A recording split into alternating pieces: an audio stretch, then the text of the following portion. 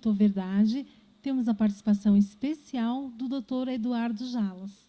Tudo bem, doutor? Bem, está tudo ótimo. Obrigado pela presença.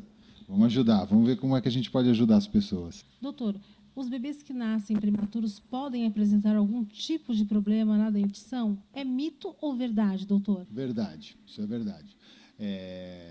Tem algumas alterações que estão associadas ao nascimento prematuro. Então, por exemplo, uma erupção tardia, a vinda demorada dos dentes de leite, isso é muito associado aos bebês prematuros, por vários motivos, né? Principalmente por uma falta de nutrição adequada, por uma falta de desenvolvimento embrionário adequado, porque a criança nasceu antes do que era previsto.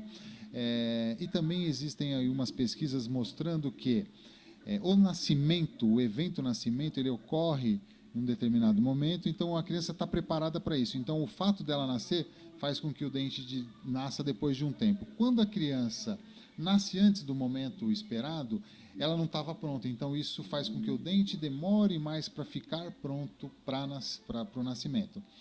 Isso é uma teoria, não dá ainda para provar, né? Mas é uma linha que já está sendo pesquisada. Outra coisa é uma falha na formação do esmalte. O esmalte é essa superfície branca que nós temos, que é extremamente dura, mais dura que osso, mais dura que unha, né? Então, nos bebês prematuros também existe uma tendência muito maior a ter essa doença que se chama hipoplasia de esmalte, causada por também alguns outros fatores que estão associados ao bebê prematuro. E o que acontece? Esta falta de formação faz com que esse dente seja mais propenso a ter cárie. Então, essas crianças precisam de uma atenção especial em relação à cárie.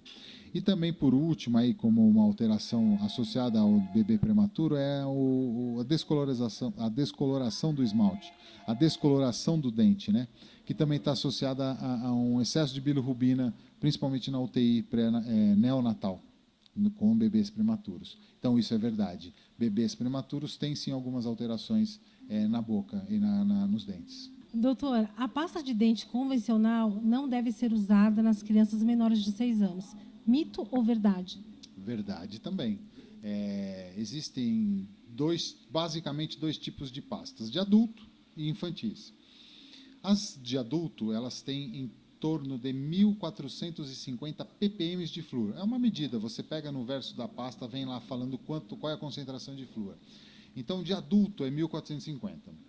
Nas pastas infantis, nós temos basicamente também 3 categorias. Pastas sem flúor, pasta com 500 ppm de flúor e pasta com 1.100 ppm de flúor. Isso gera uma confusão, porque antigamente a gente indicava a criança muito nova a usar pasta sem flúor, aí quando crescia um pouco começava a usar uma pasta com 500 ppm. Hoje, a recomendação da Sociedade Brasileira de Odontopediatria e agora recentemente a Academia Americana de Odontologia, ela chancelou uma recomendação nossa aqui, que é toda criança, independente da idade, deve usar uma pasta com 1.100 ppm de flúor, independente da idade. Se tiver dente na boca, um dentinho de leite com 6 meses, a recomendação é que use pasta de dente com flúor. Porém, tem que usar pouca pasta. Qual é a quantidade? O que é pouca pasta? Você vai pegar o dedinho da mão da criança, aí você pega a unha do dedinho da mão da criança e divide no meio. Esta é a quantidade de pasta que a criança deve usar. Então, quanto maior a criança, maior a quantidade. Quanto menor, menor a quantidade. Então, é verdade. Criança menor de 6 anos não pode usar pasta de adulto. O uso excessivo de antibiótico na infância pode causar danos na dentição? Mito ou verdade? Olha, isso é um pouco controverso. Existem alguns antibióticos que podem causar alterações, manchamentos nos dentes e tudo mais. Mas o que normalmente acontece, porque assim, precisaria tomar muito antibiótico durante muito tempo. O que normalmente acontece é o seguinte: o antibiótico pediátrico, qualquer medicação na versão pediátrica, ela é a mesma do adulto, o que muda é a concentração, né? O que acontece? Isso é muito ruim. A criança não vai tomar um comprimido ou uma cápsula, então ela vai tomar uma solução. É muito ruim. Então, o que se precisa fazer? Disfarçar esse produto num xarope, que tem cheiro de maçã, de tutti-frutti, de cereja. Saborzinho gostoso, né, doutor? Exatamente. E muito, muito açúcar. Então, este açúcar. Então, imagina, a criança vai tomar antibiótico de 8 em 8 horas. Fatalmente, uma dessas administrações será de madrugada. E aí, essa criança provavelmente não vai ter os dentes escovados depois. Então, este açúcar do antibiótico, sim, pode causar. Outra coisa que é muito comum é o seguinte: o que causa a alteração nos dentes é a necessidade, é a infecção que causou a necessidade do antibiótico. Então, não é o antibiótico. Então, isso é um mito. Quer dizer, desculpa, não é que é um mito, isso é muito mais mito do que verdade. Então, a criança teve uma infecção, por exemplo, até os 6 meses de vida. Nasceu em 6 meses, teve uma infecção muito forte, teve que tomar antibiótico. Não foi o antibiótico que causou a alteração, foi a infecção. Só que o que os pais lembram é que ela tomou um antibiótico. Então, febre alta está associada ao manchamento dos dentes, hipoplasia dos dentes, essas infecções. Então, não posso falar nem que é mito nem que é verdade, mas é muito mais mito do que verdade, o antibiótico. Então, vamos considerar que é um mito.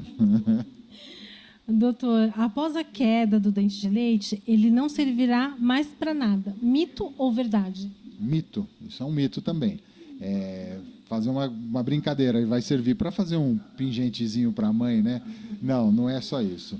Ele tem lá o seu lado lúdico, né? A fada do dente e tudo mais. Mas agora falando sério mesmo, e como eu falei em outra entrevista que a gente conversou, como eu tenho aqui tratamentos baseados em evidências científicas, hoje a gente já sabe que os dentes de leite são uma excelente fonte para células-tronco. Então, hoje existem bancos de dentes de leite, que as crianças doam os dentes, né? Deixa aqui no consultório, a gente envia, tem algumas faculdades que tem esse banco de dente, e lá, além de pesquisas que são feitas com vários e vários pesquisadores de muita responsabilidade, de muita credibilidade, também é uma grande fonte de obtenção de células-troncos. Já existem trabalhos, já existem pesquisas, não sei se ainda nós vamos ter num horizonte muito rápido aí, mas já existem pesquisas de formação de dentes a partir dessas células-tronco de dentes de leite. Então, isso seria uma revolução muito grande. Uma pessoa que perdeu um dente poderia, se armazenou, por exemplo, quando perdeu o dente lá com 6, 7 anos, tem já bancos de armazenamento de cordão umbilical, né, congelamento, tudo isso. É o mesmo sistema. Congela lá o dente, armazena essa célula-tronco, perdeu um dente, desenvolve um novo dente e implanta. Ao invés de fazer um implante, implanta um dente dele mesmo, né? Então, isso é mito. O dente de leite, depois que ele é perdido, tem bastante coisa que a gente pode fazer. Minha dica para as mães, para aquelas mães que vão ter os bebês, ou para aquelas que já têm os seus bebês e seus filhos, invistam em prevenção. A gente ainda está muito cru em relação aos conceitos de prevenção. Isso é cultural, né? Nós, quando eu digo nós, os brasileiros. Então, a gente ainda espera os problemas acontecerem para depois a gente tentar resolver. Então, a minha dica é: invistam em prevenção. Como é que a gente faz isso? Tendo informação. Ou se informem da maneira que vocês puderem, ou, de preferência, procurem alguém que seja capacitado e qualificado para passar essas informações. Tá bom? Se for em relação à saúde bucal, eu estou à disposição. Tá? Mas a dica é: invistam em prevenção. Bacana, doutor. Muito obrigada por participar do nosso quadro. Muito obrigado. Se puder ajudar, eu estou sempre à disposição. Até nosso próximo encontro. O Mundo Mais Criança. A informação com responsabilidade, aqui você acha.